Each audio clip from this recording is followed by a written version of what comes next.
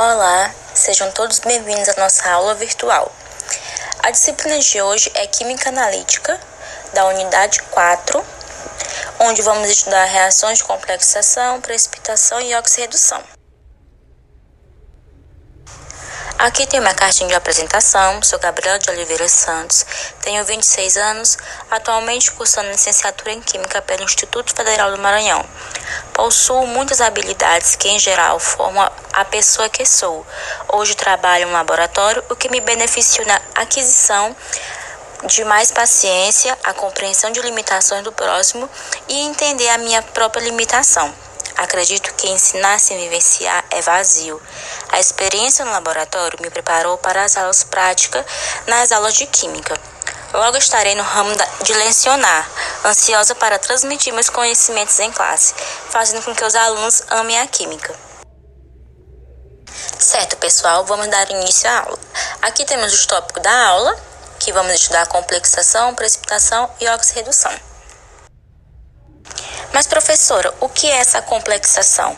As reações de complexação são aquelas em que formam complexo e fazem parte da complexometria. Bom, dentro da complexação temos as ligações químicas. Hoje vamos estudá-las. Ligações iônicas, covalentes e ligações coordenadas.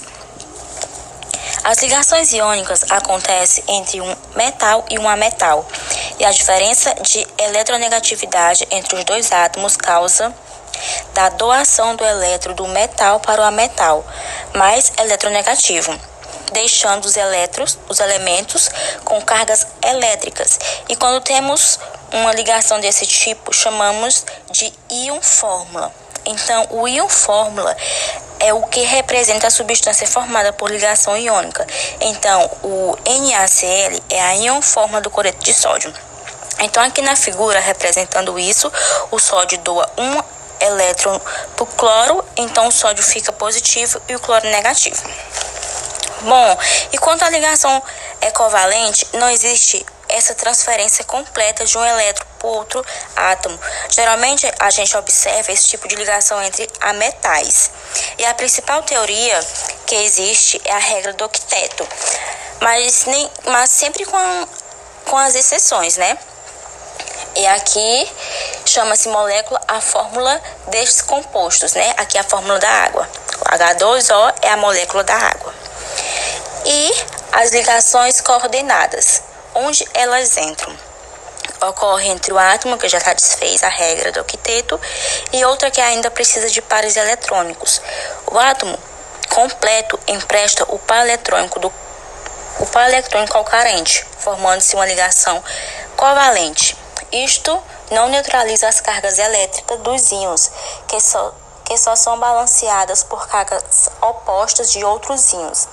Então, existe um número máximo de ligações deste tipo que cada átomo pode receber número de coordenação. E o doador é chamado de ligante.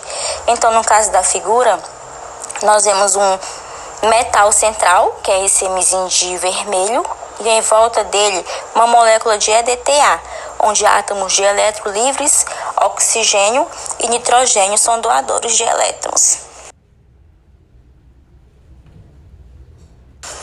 Vamos dar início agora às reações de precipitação. O que é uma precipitação? Uma reação de precipitação é uma reação química em que ocorre a formação de sais pouco solúveis, precipitados, a partir da mistura de sais solúveis, que são soluções de sais. Exemplo que ocorre na natureza, como vocês podem ver aqui, formação de conchas e corais. E um exemplo na química é a precipitação do iodeto de chumbo, que até coloquei uma fotinha aqui para vocês do iodeto de chumbo. Observe-se nessa imagem aqui do iodeto de chumbo a reação onde preparou-se uma solução aquosa de nitrato de chumbo misturando o nitrato com água destilada. Forma-se um líquido incolor, transparente, né? Se utilizarmos a água da torneira, forma-se um líquido branco devido à presença de nitrato de cálcio, resultante da reação de precipitação entre o nitrato e o cálcio que existe na água da torneira. Prepara-se uma solução aquosa de iodeto de potássio misturando iodeto de potássio com água destilada, formando-se um líquido incolor. Quando se misturam as soluções aquosas de iodeto de potássio e de nitrato de chumbo, ocorre uma reação química de precipitação, em que se forma iodeto de chumbo e nitrato de potássio, que é a solução aquosa incolor. Então, o iodeto de chumbo pode ser separado do nitrato de potássio através de uma filtração.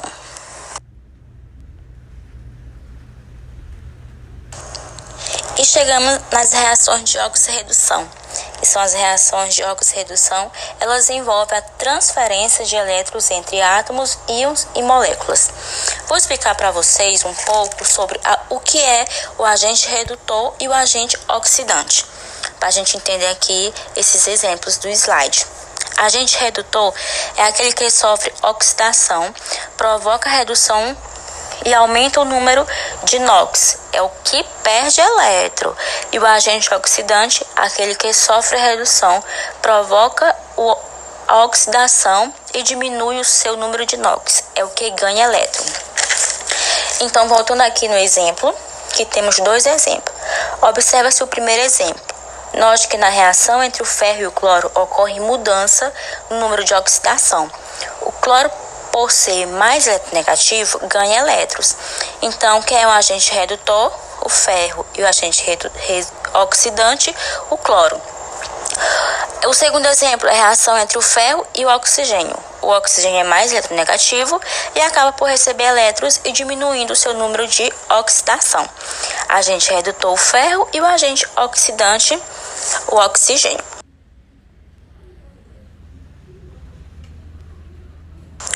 Deixei aqui um pensamentozinho para vocês. Por que o medo das ações e das reações, se são elas que fazem a química rolar? Então, pessoal, essa foi a nossa aula de Química Analítica. Espero que vocês tenham compreendido e até a próxima aula.